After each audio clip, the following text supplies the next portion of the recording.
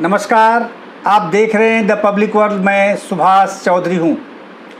आज की ताज़ा खबर में रिजर्व बैंक के गवर्नर शक्तिकांत दास ने आज देश के सामने डिजिटल माध्यम से आर्थिक स्थिति के बारे में पूरा खाका रखा। हालांकि हर 3 माह पर रिजर्व बैंक की कमेटी देश की आर्थिक समीक्षा करती है और उसे रिजर्व बैंक के गवर्नर देश के सामने रखते हैं। लेकिन आज अचानक ही उन्होंने डिजिटल माध्यम से देश की अर्थव्यवस्था के बारे में यूं कहें कि देशवासियों को देश के माली हालात के बारे में और देश में क्या कुछ चल रहा है अर्थतंत्र की दृष्टि से और भारत वैश्विक अर्थव्यवस्था की दृष्टि से कहाँ खड़ा है, इन सारे मुद्दों पर अपने विचार रखे हैं। उन्होंने कहा है कि अच्छे मानसून के कारण आने वाला समय हमारे देश के लिए अच्छा हो सकता है, क्योंकि अर्थव्यवस्था हमारी कुल मिलाकर ग्रामीण व्यवस्था पर, ग्रामीण क्षेत्रों के आर्थिक हालात पर निर्भर करती है। अगर ग्रामीण क्षेत्रों में मांग ज़्यादा रहती है तो फिर हमारी अर्थव्यवस्था में उफान देखने को मिलता है और इसी प्रकार की संभावना आज रिजर्व बैंक के गवर्नर शक्तिकांत दास ने जताई है। उन्होंने कहा कि विश्व में अर्थव्यवस्था में उफान धीरे गति पकड़ रही है और अच्छे संकेत मिल रहे हैं। भारत की अर्थव्यवस्था भी अब धीरे पटरी पर आने लगी थी, लेकिन फिर सेकेंड कोरोना वेव के कारण थोड़ी कठिनाई सामने आई है। बावजूद इसके उन्होंने कहा है कि हमारी रफ्तार अब तेज हो चली है। यूँ कहें कि मंदी की गति से या मंदी के दौर से अब बाहर आने की स्थिति में है। उन्होंने मैन्युफैक्चरिंग सेक्टर के लिए भी पॉजिटिव चर्चा की। उन्होंने कहा कि इसमें से भी सकारात्मक संदेश मिल रहे हैं। हाँ, कुछ माह में जो गाड़ियों के रजिस्ट्रेशन कम हुए हैं उसको लेकर उन्होंने कुछ आशंका जताई है। साथ साथ उन्होंने यह भी कहा कि देश में सेकेंड वेव आने से कोरोना संक्रमण के केंद्र सरकार इस पर बहुत आक्रामक तरीके से लगी हुई है इसे नियंत्रित करने में, और उन्होंने उम्मीद जताई कि देश की जनता के सहयोग से इसमें सफलता मिलेगी और हम पुनः पटरी पर लौटेंगे, हमारी ज़िंदगी निर्बाध चलेगी। उन्होंने कहा कि व्यवसायों ने कोविड प्रबंधों और रोकथाम के बावजूद खुद को जीवित रखना सीख लिया है। उन्होंने कहा कि वित्तीय स्थितियां अनुकूल बनी रहे, बाजार कुशलतापूर्वक काम करता रहे, इसके लिए वो सरकार के साथ समन्वय बनाकर काम करते रहेंगे। उन्होंने साफ कर दिया कि आरबीआई के अप्रैल की जो मॉनेटरी पॉलिसी कमेटी ने कुछ सुझाव दिए हैं, कुछ अनुमान लगाए हैं, जो उन्होंने कुछ स्टेप्स की घोषणा की है, उसमें बहुत बड़े बदलाव की उम्मीद आप न करें। आरबीआई के गवर्नर ने कुछ महत्वपूर्ण घोषणाएं की। उन्होंने कहा कि खाद्य मूल्य डेटा पर जो सुझाव दिए हैं, अनाज और प्रमुख सब्जियों की कीमतों में नरमी होगी, दालों और खाद्य तेलों पर दबाव बना रहेगा। कहने का मतलब उसमें महंगाई अभी थोड़े दिनों और बनी रहेगी। पेट्रोल और डीजल की कीमतों में कुछ गिरावट की उन्होंने संभावना जताई है। उन्होंने कहा कि गिरावट दर्ज भी किए गए हैं और आगे भी संभवतः इसमें गिरावट आने के आसार हैं। इस प्रकार के अप्रत्यक्ष संकेत उन्होंने दिए। उन्होंने कहा कि ग्राहक सुविधा बढ़ाने के लिए आरबीआई द्वारा केवाईसी के कुछ मामलों को युक्ति संगत बनाया जा रहा है। केवाईसी का मतलब आप समझते होंगे कि जब आप लोन लेते हैं या आप अकाउंट खोलते हैं या आपने बैंक के साथ किसी भी तरह का संबंध स्थापित किया है, कोई गतिविधि आपने की है, तो उसको लेकर बैंक आपसे केवाईसी मांगती है, यानी आपके पहचान, आपके बारे में पूरी डिटेल बैंक जानना चाहते, बैंक की शाखाएं। तो उसके लिए उसमें कुछ बदलाव के संकेत उन्होंने दिए हैं। उन्होंने कहा कि कुछ मामलों को चिन्हित करके अगर चाहे तो बैंक केवाईसी, वीडियो केवाईसी को भी एक्सेप्ट कर सकते हैं। इस प्रकार के संकेत उन्होंने दिए हैं और यह माना जाता है कि जब आरबीआई गवर्नर कुछ इस तरह के सुझाव दे तो बैंक के लिए वो कुल मिलाकर आदेश होते हैं। तो इसीलिए बैंक संभवतः अपने कंडक्ट में, अपने कामकाज के तरीके में इस प्रावधान को संभवतः आने वाले समय में जल्द ही शामिल करेंगे और वो उससे हम सबको आसानी होगी बैंक के साथ डीलिंग करने में, फाइनेंशियल डीलिंग करने की दृष्टि से। उन्होंने कहा कि ग्राहक सुविधा बढ़ाने की दृष्टि से आरबीआई के द्वारा केवाईसी के कुछ मामले में युक्ति संगत बनाने के सुझाव दिए गए हैं। साथ ही प्रोप्राइटरशिप जो फर्म है या अधिकृत हस्ताक्षरकर्ता हैं, इस प्रकार के जो ग्राहक हैं उसकी श्रेणियों के लोगों को वीडियो केवाईसी उनकी एक्सेप्ट की जानी चाहिए और ऐसे लोगों को इसी तरह की केवाईसी देने के लिए प्रोत्साहित किया जाना चाहिए।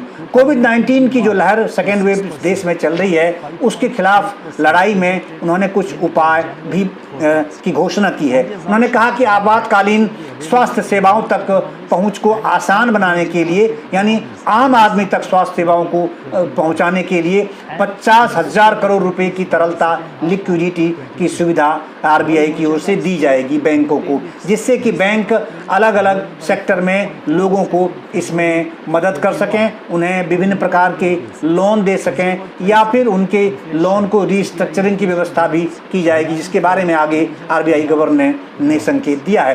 प्रतिबंध और रोकथाम के उपायों के साथ लोकल और जो आपने लक्ष्य तय किया हुआ लक्षित जो व्यापार होते हैं उसके या लघु मध्यम या एमएसएमई सेक्टर व्यापार हैं, उन्होंने व्यापार करना इस हालात में अब सीख लिया है, उनका ये कहना है, क्योंकि इससे भी पॉजिटिव संकेत अब इकोनॉमी को मिल रहे हैं।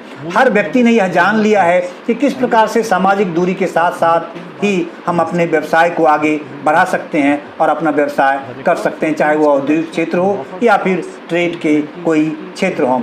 अब पेमेंट बैंक की डिपॉजिट लिमिट 1 लाख से बढ़ाकर 2 लाख कर दी गई है। इससे ऑनलाइन बैंकिंग को बढ़ावा मिलेगा, साथ ही फाइनेंशियल सिस्टम में सेटलमेंट रिस्क को भी कम करने में मदद मिलेगी। रिजर्व बैंक के गवर्नर ने कहा कि रिजर्व बैंक ने बाजार में नकदी की किल्लत कम करने के लिए स्टेप्स उठाए हैं। अक्सर इस प्रकार की शिकायतें होती हैं कि कैश बाजार से गायब हैं, और अगर कैश बाजार से गायब हो जाएं तो फिर जो खास करके मध्यम दर्जे के व्यापारी हैं और निम्न दर्जे के व्यापारी हैं, जो रिटेलर्स हैं या स्टॉकिस्ट हैं या डिस्ट्रीब्यूटर्स हैं, उनको इससे बहुत दिक्कतें होती हैं, उनका व्यापार बुरी तरह प्रभावित होता है, क्योंकि जब ग्राहक के पास कैश नहीं होंगे तो फिर खरीदारी नहीं हो सकती। और ज़्यादातर भारतीय अर्थव्यवस्था परंपरागत तरीके से इस प्रकार से है कि जिसमें सामान्य व्यक्ति कैश से ही जाकर ज़्यादातर कुछ चीज़ों को खरीदने की कोशिश करते हैं। हालांकि पिछले 4 वर्षों में अगर कहें तो प्रधानमंत्री नरेंद्र मोदी के आह्वान के कारण लोगों ने डिजिटल माध्यम को भी बड़े पैमाने पर अपना लिया है और एक सामान्य व्यक्ति भी आज पेटीएम और यूपीआई और गूगल पे और दूसरे अन्य डिजिटल माध्यम से या इंटरनेट के माध्यम से आदान प्रदान पैसों का कर रहे हैं या खरीदारी कर रहे हैं। खास करके अगर ई कॉमर्स कंपनियों की बात की जाए तो ई कॉमर्स कंपनियों में तो सबसे ज़्यादा डिजिटल जो मैनेजमेंट है वही डिजिटल लेन देन ही हो रहा है और उसी को वो प्रमोट भी करते हैं। हालांकि डोर स्टेप पर भी आप देते हैं, लेकिन वहाँ आकर के भी डिजिटल व्यवस्था उनके पास होती है, कैश नहीं लेते हैं बल्कि वो डिजिटल माध्यम से ही वो पेमेंट लेने की कोशिश करते हैं। आरबीआई ने डिजिटल पेमेंट कंपनियों के लिए भी नेशनल इलेक्ट्रॉनिक फंड ट्रांसफ़र यानी नेफ्ट जिसे आप कहते हैं और real time gross settlement RTGS जिसे आप कहते हैं सुविधाओं का दायरा भी बढ़ा दिया है। इसके तहत फिनटेक और पेमेंट कंपनियां भी नेफ्ट और आरटीजीएस के जरिए पैसे ट्रांसफ़र अब कर सकेगी। ये एक नया प्रावधान उसके साथ जोड़ दिया गया है। अब तक केवल बैंकों के लिए ही यह सुविधा उपलब्ध थी। आर्थिक व्यवस्था पर क्या असर पड़ा है? आरबीआई गवर्नर शक्तिकांत दास ने कहा कि कोरोना की दूसरी लहर से इकोनॉमी बड़े स्तर पर प्रभावित हुई है। इस पर आरबीआई नज़र गड़ाए हुए है। उन्होंने कहा कि दूसरी लहर के खिलाफ लड़ने के लिए हमें आगे बढ़ने की आवश्यकता है और सरकार के साथ आम जनता को भी सहयोग करना है, और साथ साथ उन्होंने कहा कि आरबीआई की ओर से भी पूरी कोशिश की जाएगी और सरकार के साथ समन्वय हम बनाए रहेंगे। विश्व अर्थव्यवस्था में रिकवरी के संकेत उन्होंने बताए हैं। उन्होंने आश्वस्त किया कि भारतीय इकोनॉमी भी कोरोना के दबाव से अब उभरने की स्थिति में है, और लेकिन कुछ कठिनाई सामने आ गई है सेकेंड वेव के कारण। देश में अच्छे मानसून की संभावना पहले ही जताई गई है, और अगर उस प्रकार की संभावना वास्तव में सही साबित हुई तो फिर ग्रामीण क्षेत्रों में मांग में वृद्धि देखने को मिलेगी, जो हमारी अर्थव्यवस्था के लिए बेहद सहायक साबित होगी। मैन्युफैक्चरिंग सेक्टर जो हमारी औद्योगिक जो विकास है या आर्थिक विकास है, उसकी एक दूसरी रीढ़ के रूप में देखी जाती है। मैन्युफैक्चरिंग सेक्टर भी मंदी से अब बाहर आने की स्थिति में है और अच्छे संकेत इसमें से मिले हैं। हालांकि उन्होंने कहा कि अप्रैल में ऑटो रजिस्ट्रेशन में कुछ कमी दिखी है, लेकिन यह निराशाजनक नहीं है। आने वाले समय में यह और गति पकड़ सकती है। सेकेंड वेव के नियंत्रण की आवश्यकता बहुत जरूरी है। कोविड के खिलाफ भारत की आक्रामक लड़ाई पर आरबीआई भी अपनी नज़र गड़ाए हुए है। उन्होंने कहा कि आरबीआई के 200 से ज़्यादा अधिकारी अपने घरों में से दूर रहकर काम कर रहे हैं और दिन रात क्वारंटाइन रह करके ही वो काम कर रहे हैं, तो इसलिए उनके लिए क्वारंटाइन फैसिलिटी वो अभी भी चालू रखेंगे। उन्होंने कहा कि मैन्युफैक्चरिंग सेक्टर में कोई बड़ी बाधा नहीं आई है पिछले समय में। अब उन्होंने कहा कि 35,000 करोड़ की सिक्योरिटीज़ आरबीआई खरीदेगा। शक्तिकांत कांत ने बताया कि 35,000 करोड़ रुपए की गवर्नमेंट सिक्योरिटीज़ की खरीद का दूसरा चरण 20 मई को शुरू किया जाएगा। आरबीआई की ओर से इमरजेंसी हेल्थ सेवा के लिए 50,000 करोड़ रुपए दिए जाएंगे। प्राथमिकता वाले सेक्टरों के जल्द ही लोन और इंसेंटिव का प्रावधान भी किया जाएगा। इसके अलावा बैंक कोविड बैंक लोन भी बनाएंगे। इस प्रकार के प्रावधान किए जाएंगे, ऐसा संकेत आरबीआई ने दिया है। राज्यों की जो राज्य सरकारें हैं वो भी बहुत दबाव में आर्थिक दृष्टि से हैं।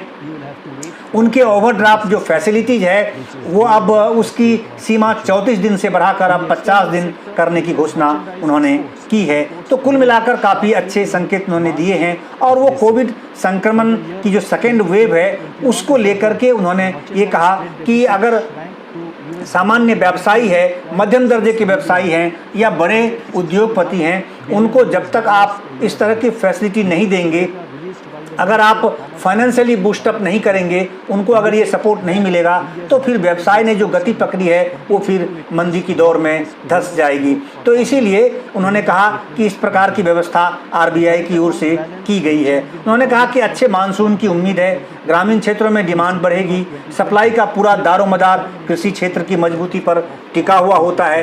कृषि क्षेत्र के लचीलेपन के से सकल आपूर्ति की शर्तों को कम किया जा रहा है। 2021 में हुए रिकॉर्ड फुटप्रिंट जो प्रोडक्शंस हुए हैं उसको लेकर के भी बफर स्टॉक में काफ़ी मजबूती आई है। इससे अर्थव्यवस्था के क्षेत्रों में खाद्य सुरक्षा और ज़्यादा सहायता प्रदान की जा सकती है। सरकार के हाथ मजबूत हुए हैं। उन्होंने आश्वस्त किया कि हम कोविड-19 संकट से बाहर आएंगे।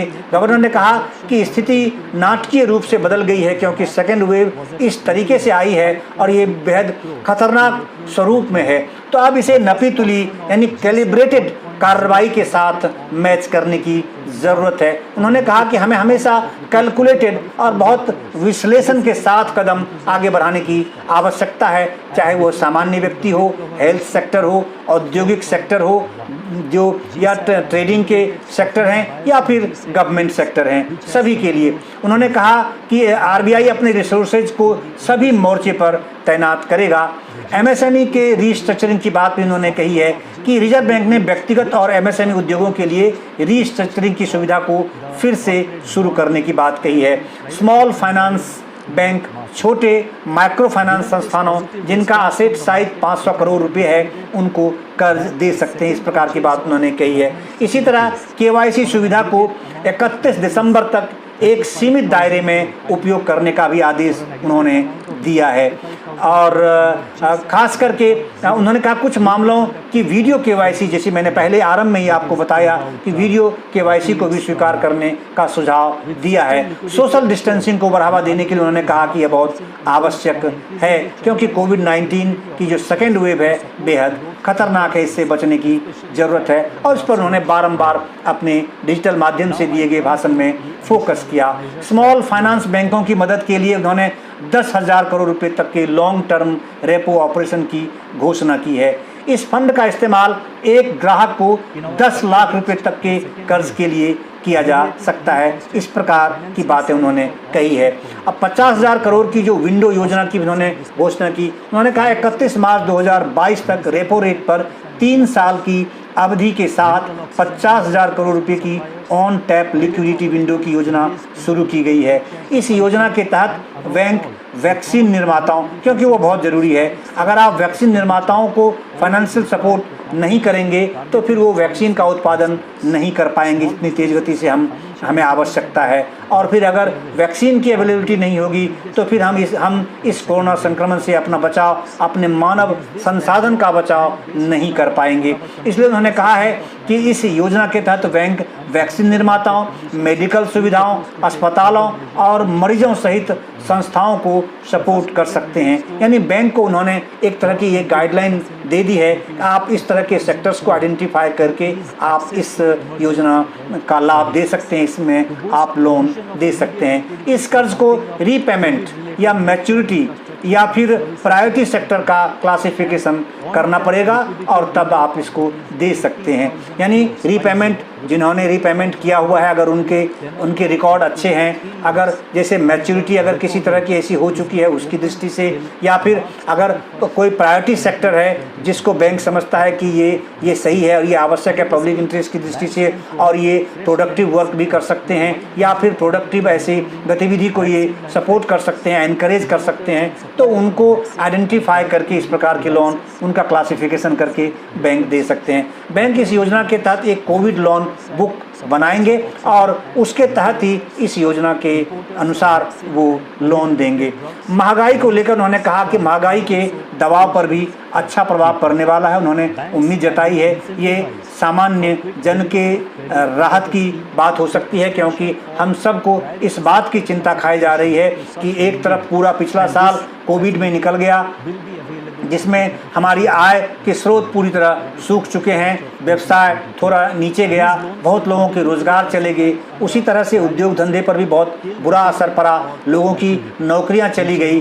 तो ऐसे में आजीविका के साधन नहीं रहने के बावजूद जीवित रहना है तो, और दूसरी तरफ महंगाई इतनी ज़्यादा हो गई, आपूर्ति पर उसका असर बहुत ज़्यादा पड़ गया, तो जिसके कारण से महंगाई काफ़ी बढ़ी तो लोगों को बहुत परेशानी हुई। अब फिर सेकेंड वेव इस कदर आ गई है, हालांकि सभी राज्य सरकारों ने, केंद्र सरकार ने भी इस प्रकार की घोषणा की है कि जो आपूर्ति यानी एसेंशियल सर्विसेज हैं या एसेंशियल जो आइटम्स हैं उसकी आपूर्ति पर कोई असर नहीं पड़ेगा, उसे किसी भी तरीके से बाधित नहीं किया जाएगा, चाहे राज्य हो, अंतर्राज्यीय व्यवस्था हो, परिवहन हो। तो उस दृष्टि से माल ढुलाई पर कोई असर नहीं पड़ने वाला है, उसकी सप्लाई पर कोई असर नहीं पड़ने वाला है। फिर भी उन्होंने कहा कि इसीलिए उन्होंने कहा कि महंगाई पर दबाव, अच्छा प्रभाव पड़ने वाला है महंगाई के दबाव पर, इसलिए महंगाई थोड़ी कम होने की संभावना उन्होंने जताई। उन्होंने कहा कि स्थितियां अब बदल गई हैं और आने वाले समय में अगर हम इस सेकेंड वेव पर मजबूती से कामयाब हो गए इसे नियंत्रित करने में और स्थिति हमारे अनुकूल होगी।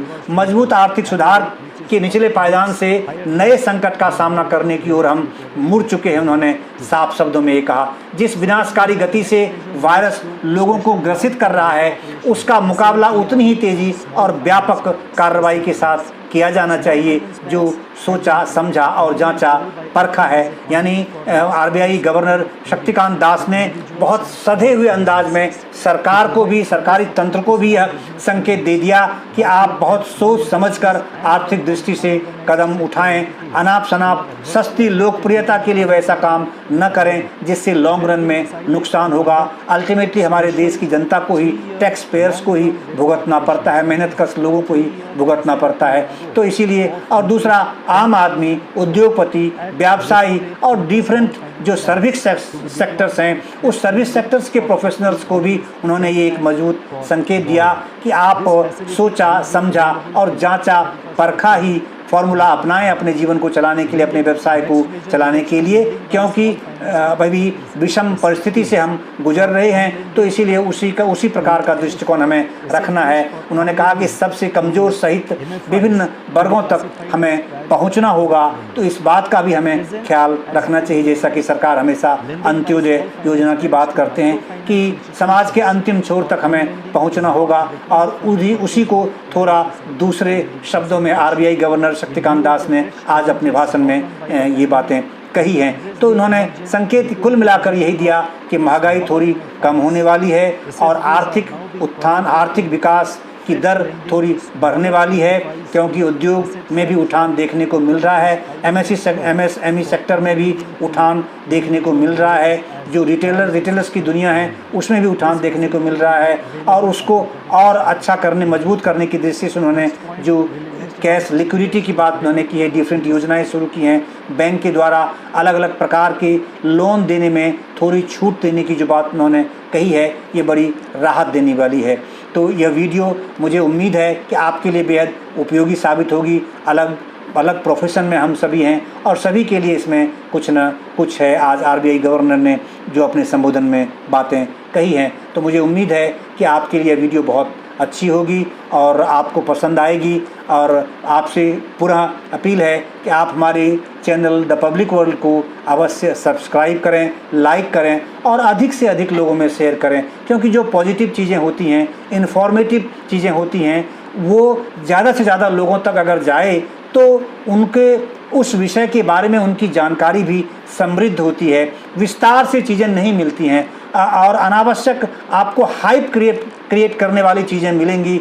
2-4 पंक्तियाँ इस तरह के ऐसे नेगेटिव तरीके से परोसने वाली चीज़ें आपको अवश्य मिलेंगी, लेकिन अगर आप विस्तार से आप हर फैक्टर को, हर पहलू को अगर जानना चाहते हैं तो आपको नहीं मिलेगी। बहुत कम ऐसे लोग मार्केट में हैं। तो इसीलिए आपसे आग्रह है कि आप हमारे चैनल को सब्सक्राइब करें, जिससे कि आप तक जैसे ही हमारी ये इन्फॉर्मेटिव वीडियो डलती है, आपको तत्काल उसके नोटिफिकेशन जाएं और फिर आप उसे देख पाएँ और उस जानकारी से लाभ उठा पाएँ। तो मुझे लगता है कि ये वीडियो आपके लिए बेहद लाभकारी साबित होगी, और अवश्य सब्सक्राइब करें, लाइक करें और अधिक से अधिक इसे फॉरवर्ड करें। आपका बहुत बहुत धन्यवाद।